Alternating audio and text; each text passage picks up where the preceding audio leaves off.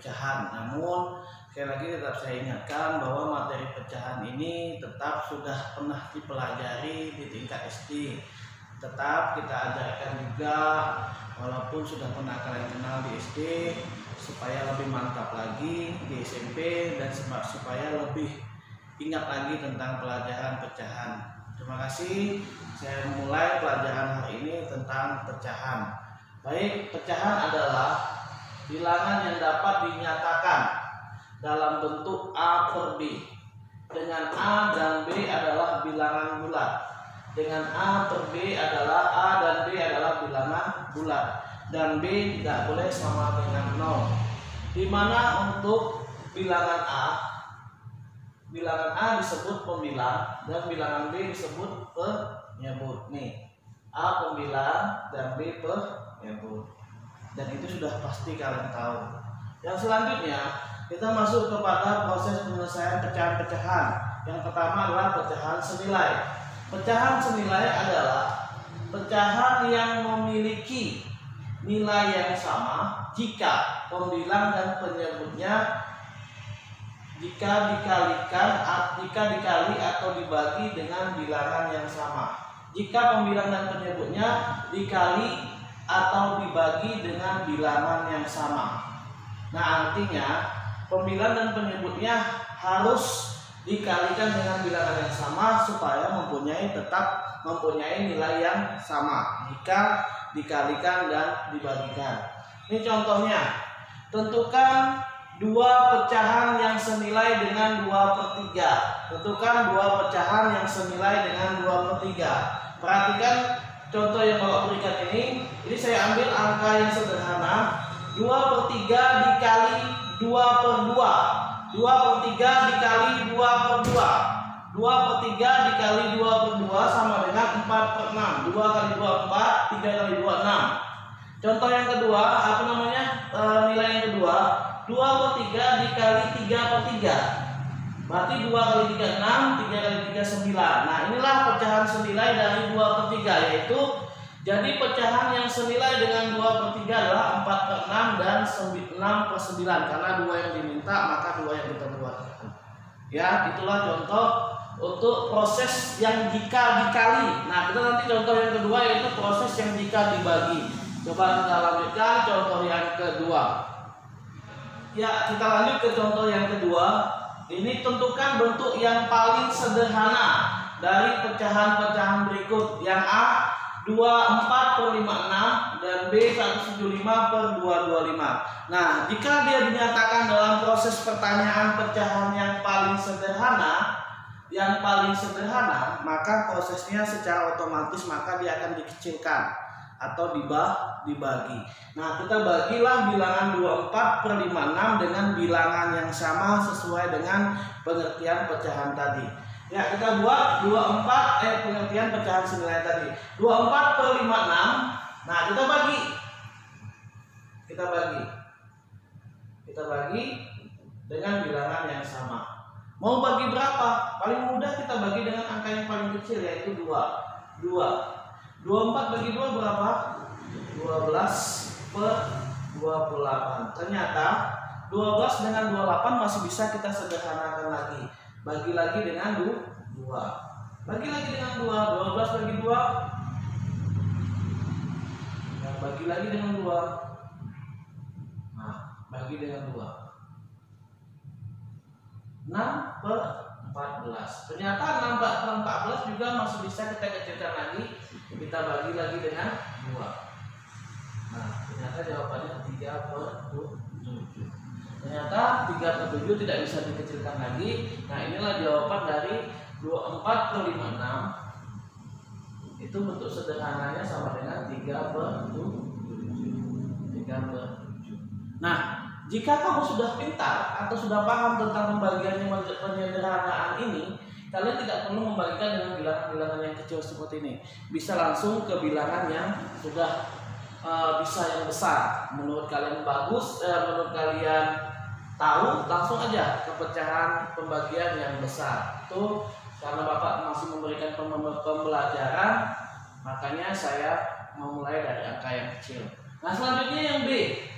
175 per 225 itu sama dengan, itu kita bagi berapa? Bagi 5, karena ada 5. Lebih enak kita fokus ke 5. Bagi 5. Maka kita bagi 5, jawabannya adalah 25 per berapa tuh? 45.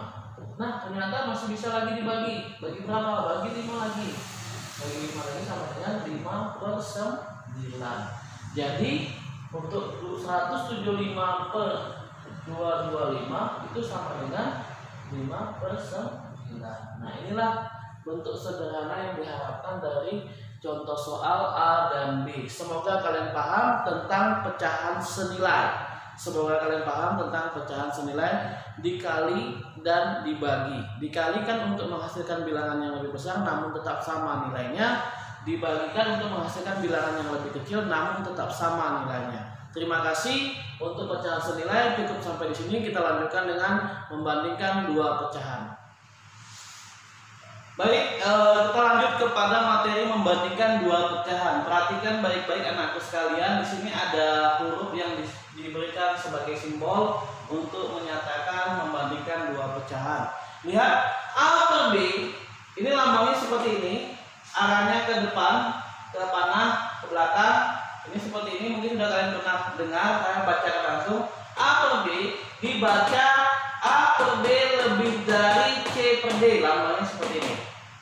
Terus A per B dibaca A per B kurang dari C per D. Dibaca A per B kurang dari C per D. Mungkin itu udah nggak perlu lagi dijelaskan panjang lebar. Kita masuk ke contoh sekarang, di mana kita bisa membandingkan dia lebih besar atau lebih kecil dengan cara yang kita kerjakan saat ini.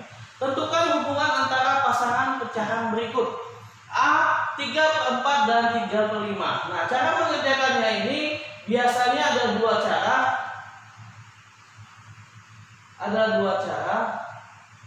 Yaitu dengan cara menemukan KPK dari penyebutnya. Yang kedua dengan cara metode perkalian silang. Nah, cara yang Bapak terapkan adalah cara yang perkalian silang. Untuk KPK kita abaikan dulu. Untuk yang cara KPK kita abaikan dulu. Kita menggunakan cara perkalian silang. Kita kalikan angka silang atas bawah. Namun kita mengerjakannya dari atas sebelah kiri. Dari atas sebelah kiri ke bawah kanan. Itu yang sebagai bilangan pertama. 3 kali 5. 3 kali 5 adalah 15. 3 kali 5 adalah 15. 4 kali 3 adalah 12. Nah, yang ini sebelah kiri, yang ini sebelah kanan. Jangan terbalik. Kalau terbalik jadi salah. Nah, makanya pemahamannya seperti itu. Kita ambil yang atas sebelah kiri ke bawah sebelah kanan, atau pembilang sebelah kiri, penyebut sebelah kanan. Dan yang kedua penyebut sebelah kiri dan pembilang sebelah kanan. Nah, selanjutnya kita temukan apakah 15 lebih besar atau lebih kecil dari 12. Ternyata dia lebih besar. Jadi 3/4 lebih besar dari 3/5. Nah, itulah berdasarkan pengerjaannya. Selanjutnya yang B. B juga gitu. Kita jawab 2/3 dengan 4/5. Kita lakukan perkalian silang atas sebelah kiri, kanan sebelah bawah. 2 kali 5 10. 2 kali 5 10. Terus 3 kali 4 12. Ternyata 10 lebih kecil dari 12. Jadi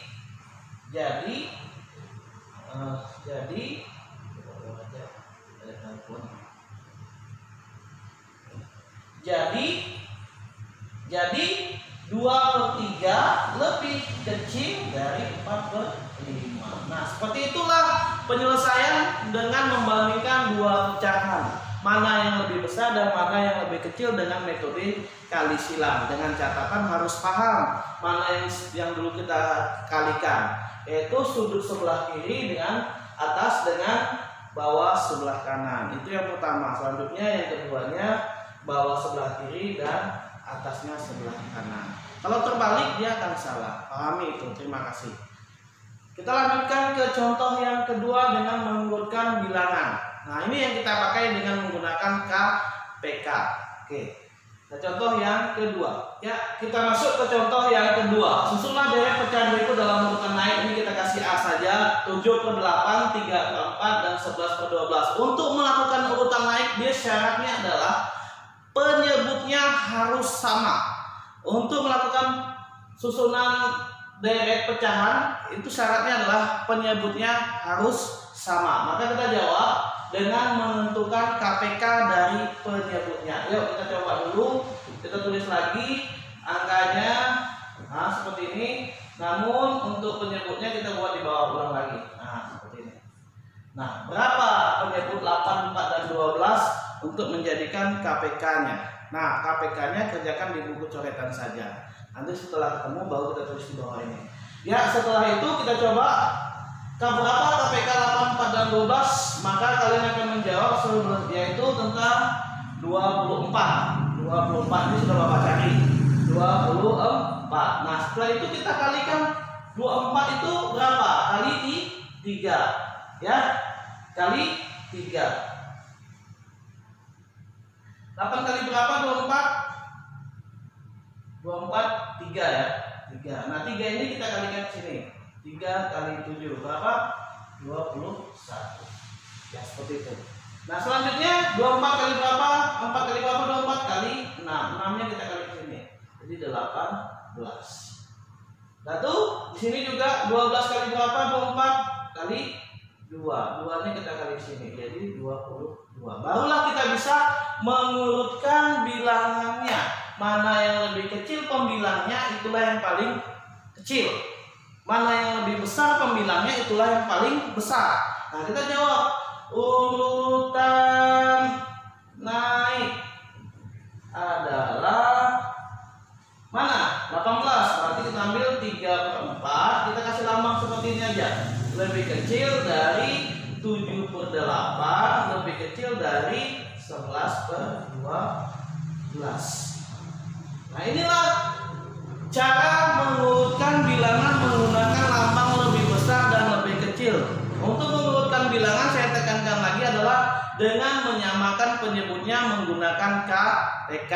Setelah itu lakukan proses seperti yang Bapak tuliskan di papan tulis ini. Terima kasih untuk pembelajaran pecahan di awal. Untuk pertama adalah pecahan senilai, yang kedua adalah membandingkan dua pecahan. Semoga kalian belajar dengan sungguh-sungguh dan tolong semua pelajaran ini dikerjakan di buku catatan. Terima kasih, selamat pagi.